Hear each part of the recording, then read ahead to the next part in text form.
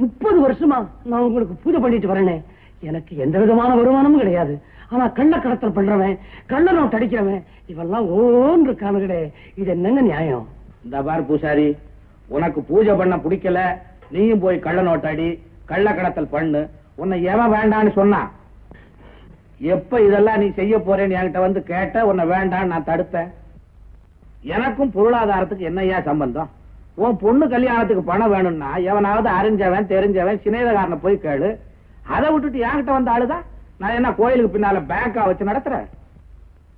என் உண்டியல்ல கூட நீங்க தானே பணத்தை போடுறீங்க, அதுவும் கள்ள பணம். நான் எடுத்து பார்க்கவா போறேங்கிற தைரியம் தானே? கோச்சுக்காதீங்க. என்னங்க கோச்சுக்காதீங்க? கோச்சுக்காம உன்னை கொஞ்சம் சொல்றியா?